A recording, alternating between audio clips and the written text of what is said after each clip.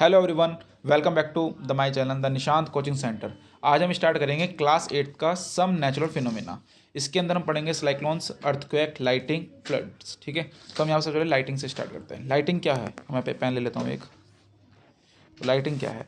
Lighting is the electrical spark but on a huge scale, एक बड़े scale पे electrical spark जो होता है। ठीक है, एक्यूमुलेशन ऑफ चार्जेस, एक्यूमुलेशन मतलब उनका मिलना एक तरीके से, of charges in clouds and उसकी वजह से लाइटिंग होता, उसकी वजह से लाइटिंग होना। ठीक है, आगे देखते हैं। अब आगे पढ़ेंगे चार्जिंग बाय रबिंग।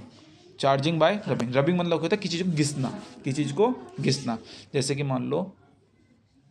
मान लो आपने प्लास्टिक कॉम ले रखा है। ठीक है, अगर आप प्लास्टिक कॉम को अपने ड्राई हेयर से घिसोगे तो उसमें ना चार्ज पैदा हो जाएंगे, उसके अंदर चार्ज पैदा होंगे, उसको बोलते हैं स्टैटिक चार्ज। क्या बोलते हैं इसको? Static charge. ठीक है, जो आप घिसकर क्रिएट कर रहे हो। This objects are called charged object. ऐसे ऑब्जेक्ट को बोलते हैं चार्ज ऑब्जेक्ट। पहले आप पे नॉर्मल एक कॉम है, अगर आप उसे घिस लोगे अपने ड्राई एयर में, आप उसने मतलब आपने उसे चार्ज कर दिया। क्या कर दिया आपने? उसको चार्ज कर दिया। ठीक है, देखो हमारा फ़ोन में जो चार्जर होता है उसको हम इलेक्ट्रिसिटी में लगाते हैं, ठीक है, तो हम उसे बिजली से चार्ज कर रहे हैं फ़ोन को, तो वो इलेक्ट्रिक चार्ज हुआ। और यहाँ पे क्या हुआ, आप उसको अपने ड्राई एयर से चार्ज कर रहे हो, अपने ड्राई एयर से चार्ज कर रहे हो, तो यहाँ पे आप उसको चार्जड ऑब्जेक्ट बोलोगे। किसको? कॉम को। आगे चलते हैं। अब हम यहाँ पढ़ेंगे टाइप्स ऑफ चार्जेस और देयर इंट्रैक्शन। देखो, अगर आपके पास सेम चार्जेस हैं, अब अगर आपके पास same charges like this, positive, तो ये जो चार्ज होंगे एक दूसरे की तरफ, ये पॉजिटिव और नेगेटिव मतलब अलग अलग चार्जेस हैं, तो एक दूसरे को अट्रैक्ट करेंगे। देखो, unlike charge attract each other. जो अनलाइक चार्ज होते हैं प्लस माइनस, तो एक दूसरे को अट्रैक्ट करते हैं। ठीक है, अगर लाइक चार्ज होते हैं प्लस प्लस, तो एक दूसरे को रिपेल करते हैं। रिपेल माने क्या होता है? एक दूसरे से नफरत करना, दूर जाना। ठीक है, देखो तो ये दोनों पास आ रहे हैं और ये दोनों दूर जा रहे हैं। ठीक है, आगे चलते हैं। यहाँ पे हम इसको समझने के लिए और अच्छे समझने के लिए ना एक हम एक्टिविटी करेंगे, उसे देखते हैं पहले।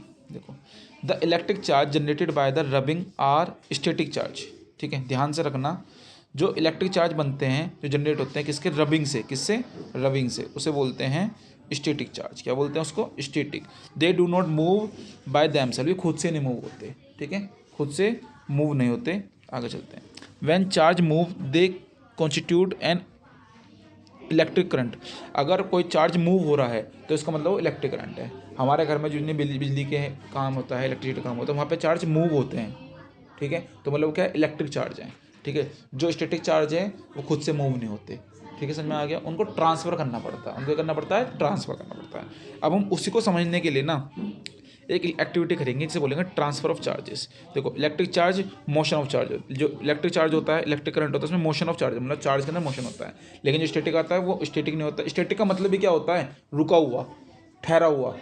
और उनको आगे बढ़ाने के लिए हम ट्रांसफ़र करते हैं। देखो, यहाँ पे मैं एक एक्टिविटी करके दिखाऊंगा। आपके पास ये दो जार हैं इस तरीके के।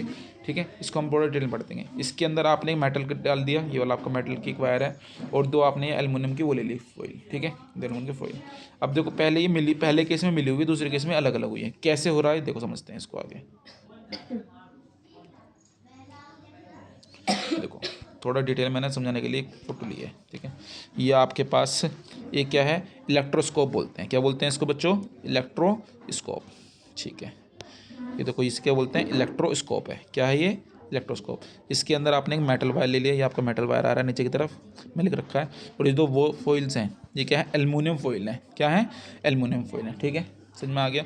अब देखो, हम जानते हैं जो स्टैटिक चार्ज है वो अपना मूव नहीं करता। अब हम क्या काम करेंगे इसके पास जो ये मूव करे? आपने ऊपर से एक पेन ले लिया। क्या ले लिया? एक ये पेन ले लिया, कुछ भी आपने एक रोड ले ली।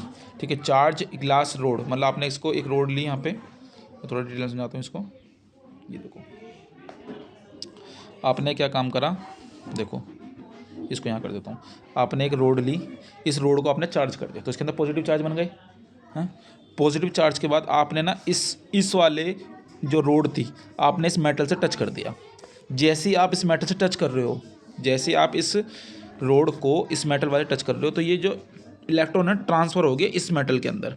फिर ट्रांसफ़र हुए तो इस फॉइल इससे इसमें पहुंच गए मेटल्स। देखो, रोड से मेटल में पहुंच गए, मेटल से एल्युमिनियम फॉइल में पहुंच गए, और एल्युमिनियम फॉइल में दोनों तरफ पॉजिटिव पॉजिटिव होंगे। और हमने पीछे पढ़ा था कि जो पॉजिटिव चार्ज जो सेम चार्ज होते हैं वो एक दूसरे को रिपेल करते हैं, दूर भाग। तो कि ये देखो खुल गए नहीं खुल गए, दूसरे खुल गए नहीं खुल गए, यहाँ देखो दोनों ये दूसरे दूर जा रहे हैं। पहले वाले कंडीशन में क्या होता है, देखो एक दूसरे के पास थे, ये यहाँ पे जब तक इसमें कोई चार्ज नहीं था, ठीक है। और जैसे ही इसमें चार्ज आ गया तो मतलब प्लस प्लस आ गया, सेम चार्ज आ गया, तो एक दूसरे को रिपेल करेंगे, ठीक है।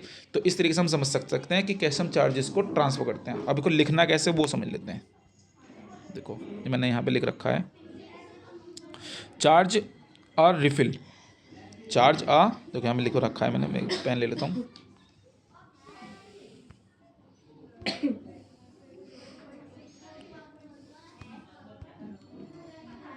देखो एक मिनट, चार्ज और रिफिल, एक पेन को रिफिल को चार्ज करो and touch the with the end of the paper clip, paper clip से एंड कर दो, मतलब जो आपका वायर है, मेटल वायर है।